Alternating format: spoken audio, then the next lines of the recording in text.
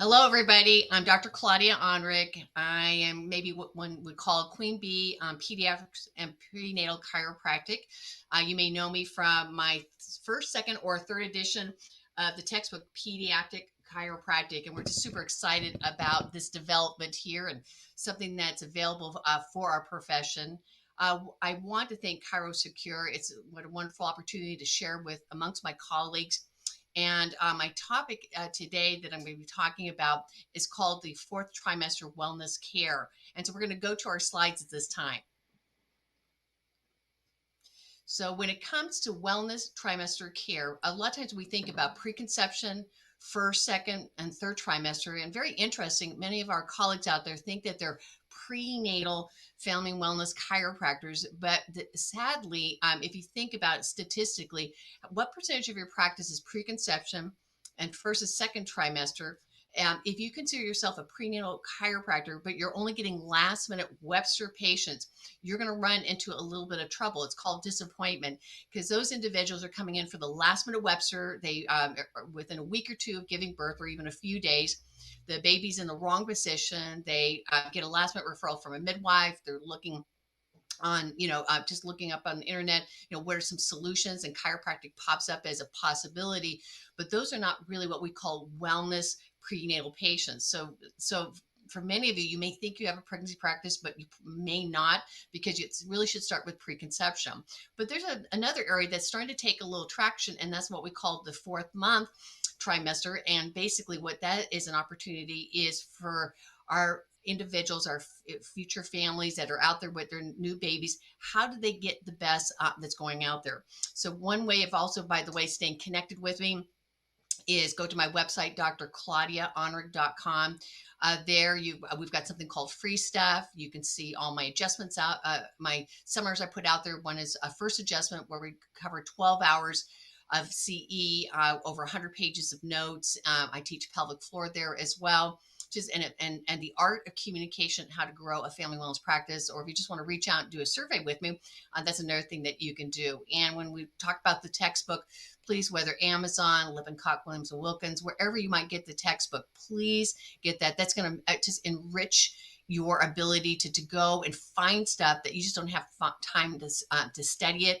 And these are fellow chiropractors who have written different chapters of the book, everything from technique, history, examinations, subluxation, everything is there for our colleagues. So please go to getting the textbook as a reference book for your practice.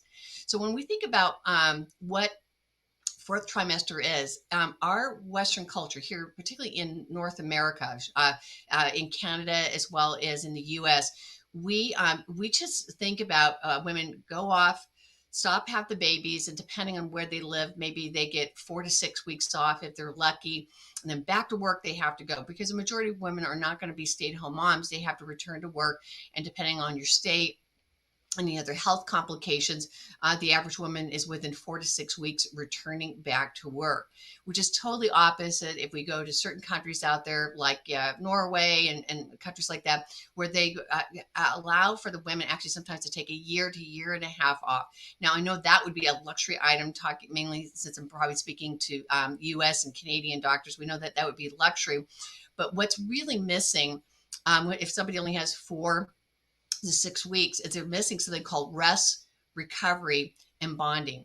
And that is so important. So many women, I think, who are getting in the postpartum depression, anxiety, can't milk produce, is the fact that they never thought about the fourth trimester. Who's going to be there? Who's going to fill their gap? They just were thinking, oh, beautiful pregnancy. I'm going to give birth, and I'm just going to have this little cute cargo here in my arms, and it's going to be so easy. And go figure, the one who thinks is going to be the easiest is going to have the biggest challenges. And it is so unexpected. And so many people, spouse partner isn't ready to be supportive.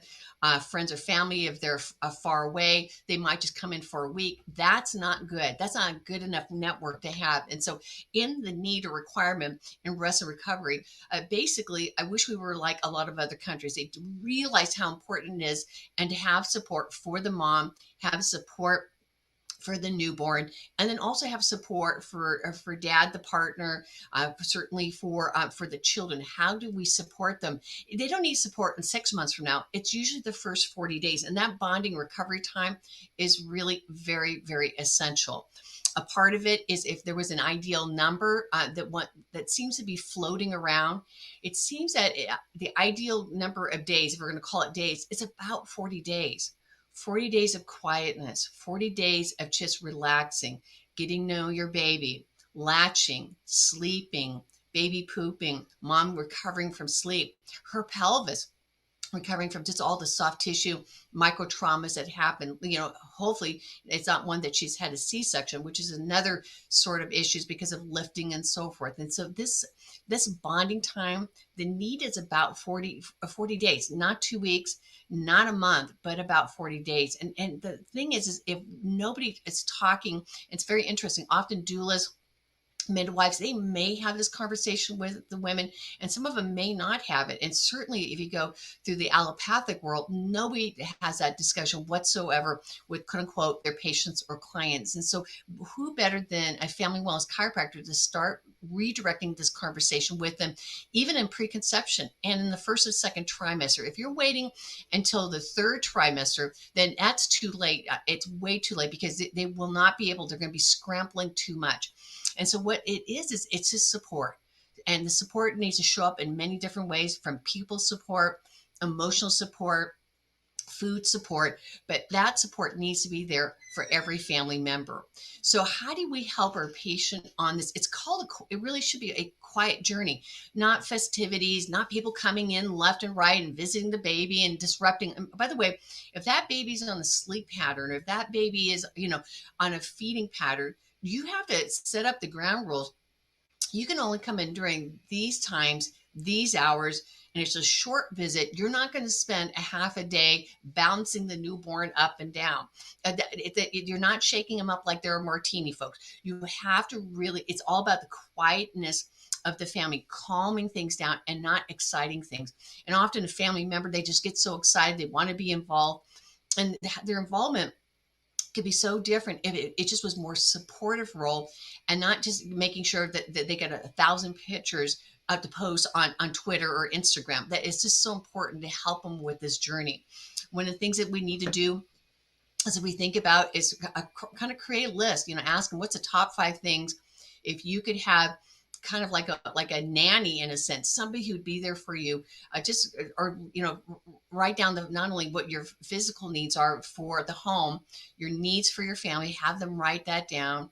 Another thing they could write down is, what do you think the needs for your spouse would be during this first 30 or 40 days? And so write down, what are these needs? What are they afraid of? What about that? Hey, what are you afraid of? What are your concerns?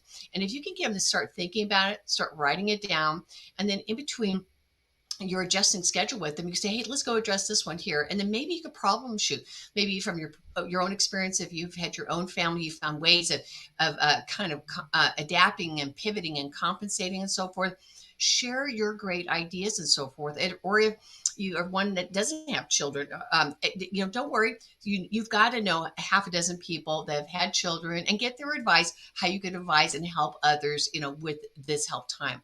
One of the most important thing is nutrition. What I find with my women is that if they're not prepared with food, they stop eating. They'll eat junk food. They'll reintroduce a food that they shouldn't be, like some fast food or go to something. And all of a sudden the chemicals are reintroduced to their bodies.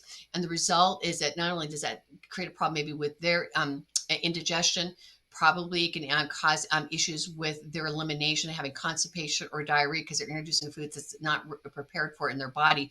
But also then you upset the baby with the breast milk.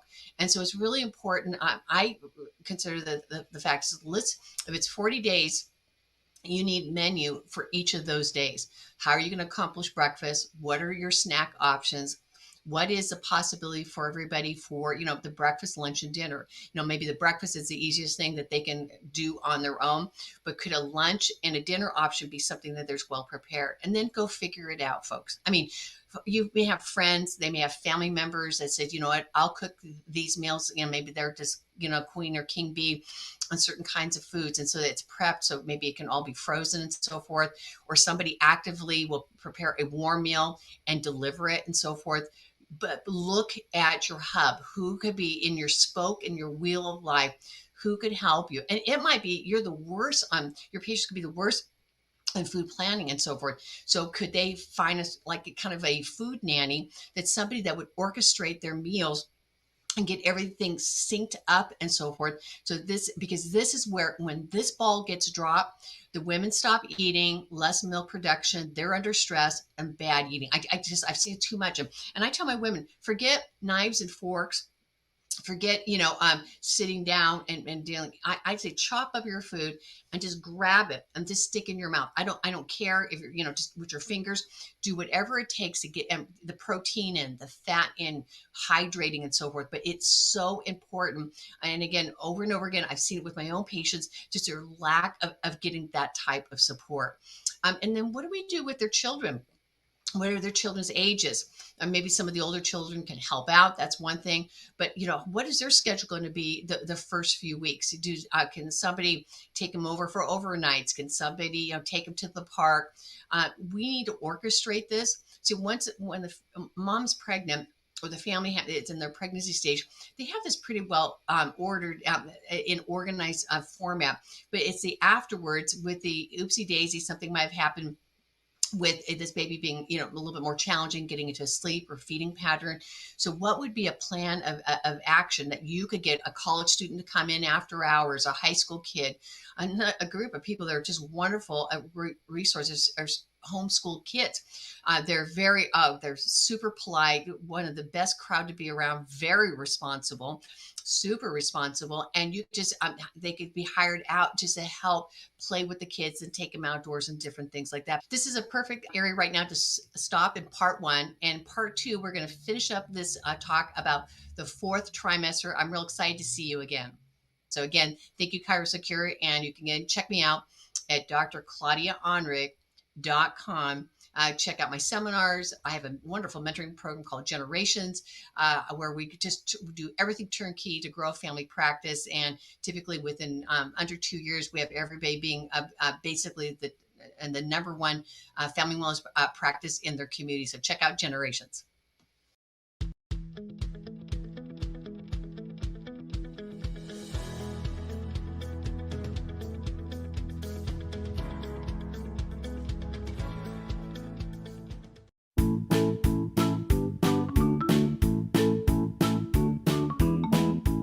Today's pediatric show, Look to the Children, was brought to you by ChiroSecure.